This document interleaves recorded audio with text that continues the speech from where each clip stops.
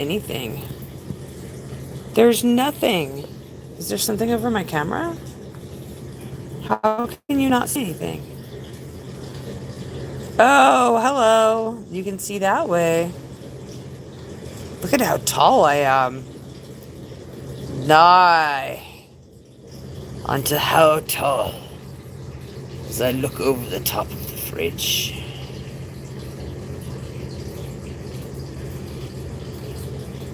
Has anyone but me noticed that cattails, if you encounter a cat, their tail just all alone like this, where you can't see the cat? It looks like a snake. If they start to move it in a suspicious manner, she's moved it out of the frame immediately. Okay, so if you didn't see anything before is because you were looking at my face. Aha. Very convenient. Okay, so I was sitting here thinking about how I had this experience. I wouldn't call it had this experience because I'm still having it, but imagine that you are laying in the back of a pickup truck. And you are in the desert and there's very little light pollution, and you're staring up at the vast sky. And something catches your attention. Something so far out there that it's like on the endless horizon beyond description. You don't know what it is ever completely. And yet, it's not using English or anything, but it's wicked. And it really doesn't care. And it's endless. It's like it looks like almost like a funnel, a black funnel, or like, you know how people say that they get like this white tunnel brings them to this other place? Like a black kind of funnel tunnel going out into that has an origin point in space, but then comes and goes around the earth. Like it's wide enough as it goes around the earth. And that as you're looking up into this black funnel, sort of you are still in your body in the pickup truck staring at the sky, but at the same time your soul has been sucked through the funnel into this thing, into a vacuum of space. And every single one of your molecules and submolecules and other things that make you up that are too small to be mentioned or even known get broken down into smaller and smaller parts and cast as far from each other as they can get. And it keeps getting going and going and going until you are in so many little pieces that you have been spread throughout an entire, I don't know what, that you're still in your body. And in fact, you're more in your body than you were before you got sucked into space. So somehow this astral projection experience somehow puts you more in your body than you were in your body before.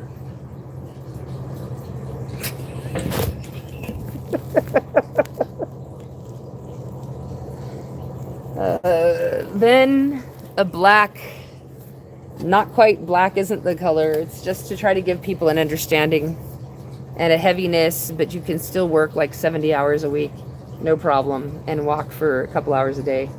But yours heavy. And it goes on like this for a couple of years. You're still in the vacuum, being dispersed while other people are just talking to you and everything, and you have to go about daily life. In fact, you go to work more. You go to work more and you work more diligently because you're afraid that if anybody sees what's going on, They're going to throw you in the loony bin or scientifically test on you or worse. You don't know what they'll do. So in an effort to look like everything is completely normal, you get 2 jobs instead of 1. And you work approximately 70 hours a week. And you exercise a lot. What you do for your children is you just get them the very best babysitters you can afford, and then you pay for their things, and you make sure that they have the stuff they need, and you do as many things you can to cover up the fact that you're not there that often because you work a lot. So like you get a really good babysitter, a really good daycare, and then you have like a family member pick them up after daycare, and then you get them after that, so they're switching hands all day long. They don't know. And then like a favorite grandma or somebody picks them up from the daycare or from the wherever it is that they go. And then you come home from work after that. So that way when you see them, you like they're already in bed. Yay. Then the next morning you can be like, "Oh, hi, nice to see you." Have a good hour or 2, then off they go. You don't have to see them again until the next day. It is not a bad way of life, as long as you pay for all the shit, right? Like it's, then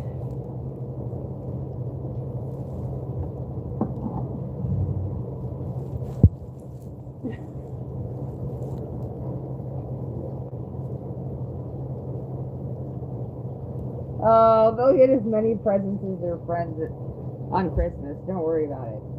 And so then what?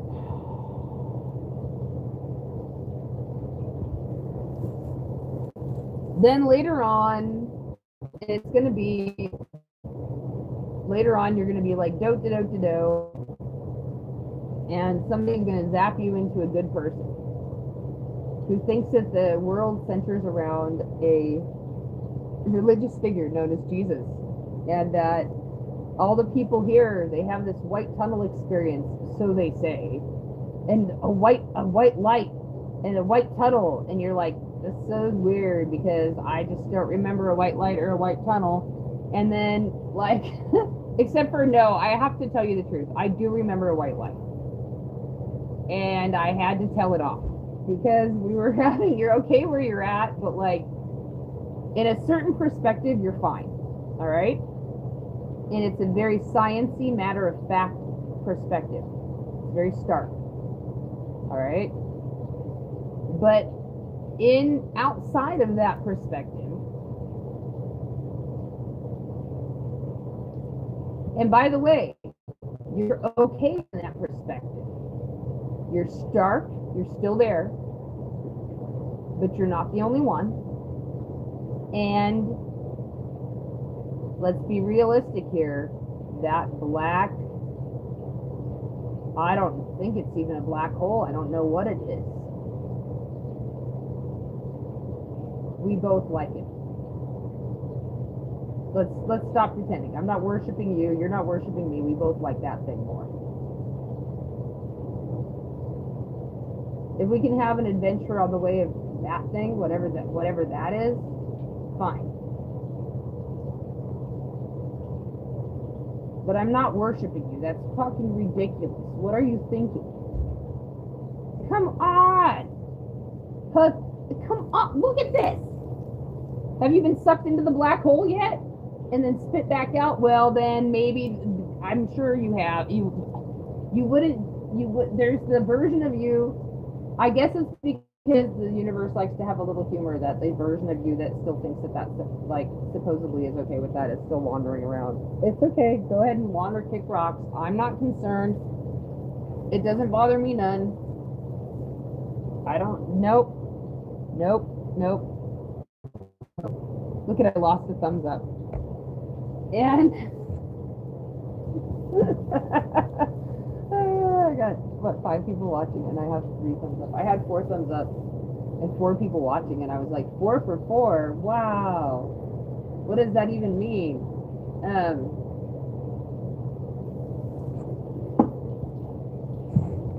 Anyways, so you're in this like heavy And then one day, a reverse shadow in time comes, and it all of a sudden you can't get back into your body, and the happiness tries to come around.